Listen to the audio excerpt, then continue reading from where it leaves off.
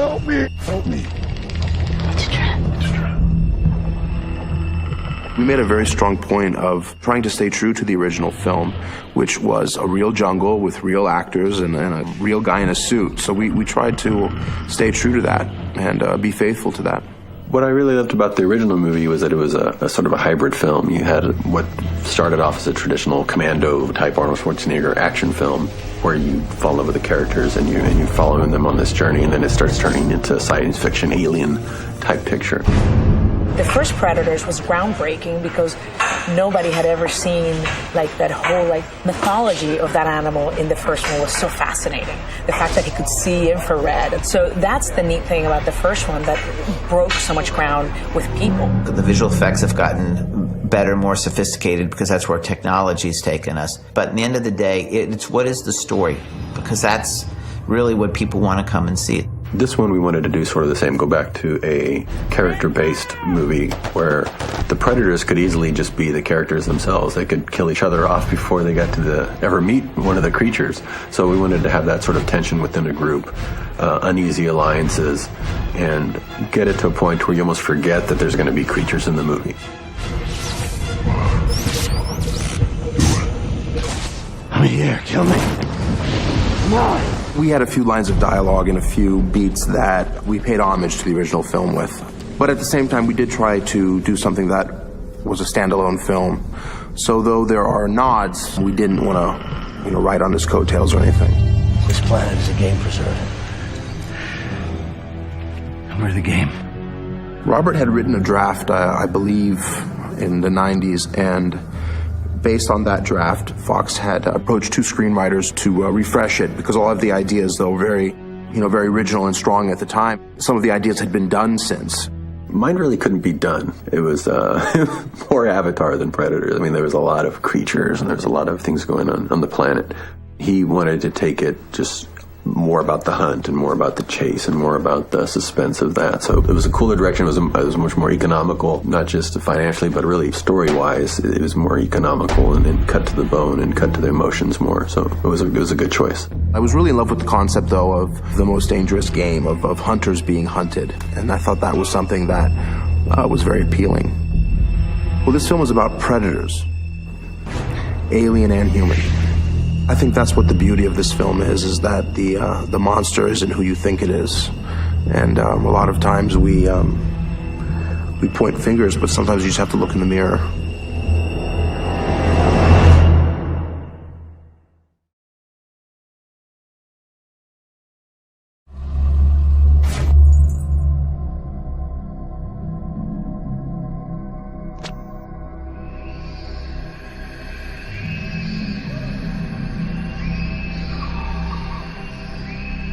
Quiet, we're rolling! Gyula Padush, my director of photography, and Steve Joyner and Kayla, we all sat down and we tried to think of other films that had epic jungle scenes in it that really visually was stunning and complemented what the story was trying to achieve. Everything from The Sorcerer to, of course, the original Predators to Arachnophobia.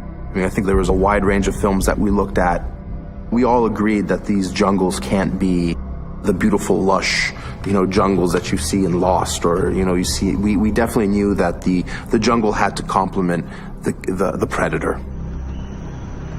I've never seen this jungle, and I've seen most.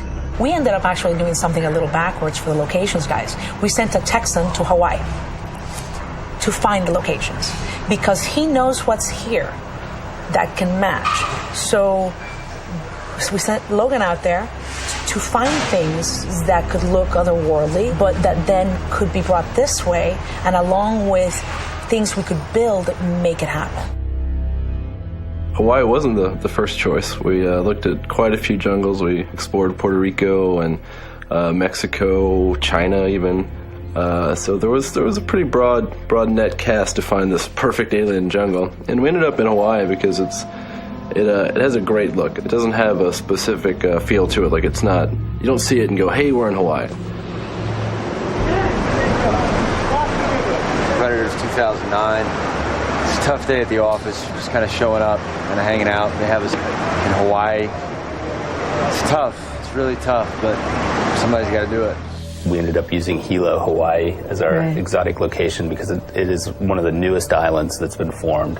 It's very rough in terrain. It has a unique vegetation even from the other Hawaiian islands because of its relative young geologic age. And the parts that we went into for the jungle and that locations found for us were very alien, very extreme, very difficult to work in.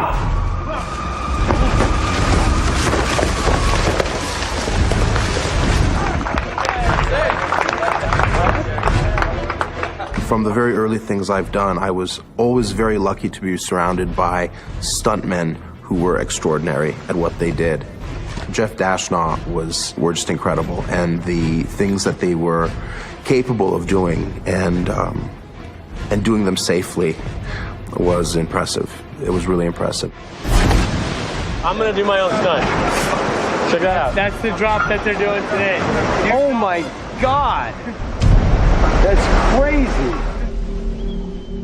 The high fall into the water is something that I think Nimrod was very happy with that sequence. And, you know, it was a little bit nerve-wracking for me because, as far as I know, just locals in Hawaii were the only ones that ever dove that. And, you know, you hear, oh, it's 50 feet deep, 30 feet deep. And we actually went out there and it was like 12 feet deep coming from 80 feet. So we had to do a little prep work there. I get worried about jumping into a pool sometimes, let alone jumping off an 80-foot cliff, so it was pretty impressive. You know, the fact that they were able to do the things that they did was incredible, but the fact that they were able to stand up at the end of it, you know, and give me a hug, that meant a lot.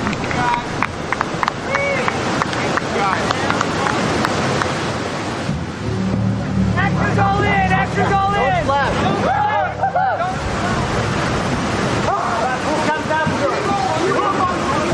This is just like what it was like almost every day on that 70 show. So there's nothing new to me.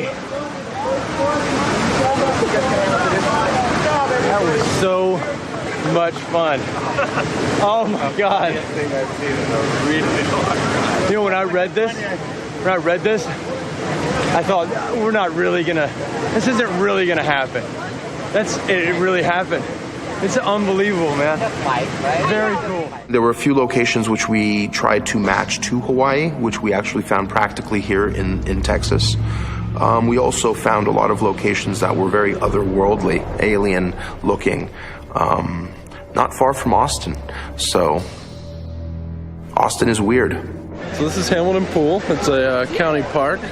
It's definitely a natural wonder. It's an amazing place, and we're very lucky to be here.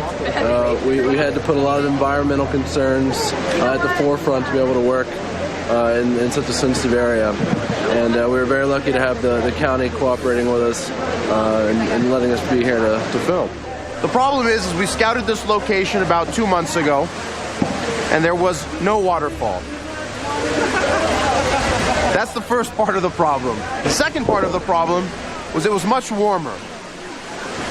So suddenly, a scene that was meant to go from a very angry place to almost an intimate place has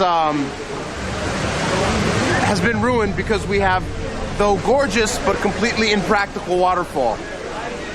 My actors are freezing. The sound department hates my guts because we can't hear anything. I put my DP in the water as well, so he's not very happy with me right now either. This is a tough day. I'm so proud of them. That water is so cold. Nobody would want to be there. People talk about the glamorous Hollywood life of actors. There you go. The water is cold.